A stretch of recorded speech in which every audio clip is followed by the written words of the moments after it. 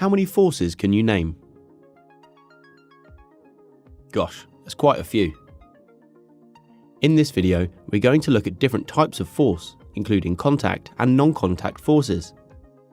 So what exactly is a force? A force is a push or pull. Whenever you push or pull something, you're exerting a force onto it. The force that you exert can cause three things. 1. You can change the shape of an object. 2. You can change the speed of an object. Or 3. A force can change the direction in which something is travelling. Forces can be sorted into two groups, contact and non-contact forces. So what's the difference? A non-contact force acts against objects that are physically separated, whereas contact forces need to touch. Pause the video for a moment and think about the list of contact forces. Can you think of examples of each of these? Friction exists between two things that move over each other. Sometimes friction is useful, sometimes it's not.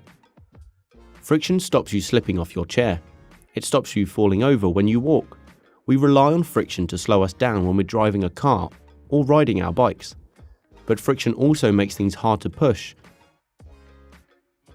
and gives us rope burn. Tension is exerted through a rope when we pull something. Normal contact force supports an object that is resting on a surface, for example, between your books and your desk. Air resistance acts on a moving object through the air. The air particles slide over the moving object, slowing it down. Pushing that box across the room has friction, normal, and applied force all at once. And then spring force. It pulls the spring back into its natural resting length, whether that means squashing the spring back up or extending the spring back out. Non-contact forces act on an object whilst physically separated. Gravity is the force that attracts a body towards the centre of the Earth, or towards any other physical body having mass. Having mass just means it's made of matter or stuff. Electromagnetic forces are forces that act between charged objects.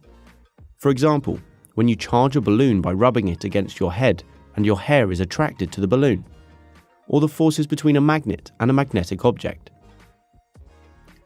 Nuclear forces are the strongest forces in nature. They hold the protons and neutrons together in a nucleus.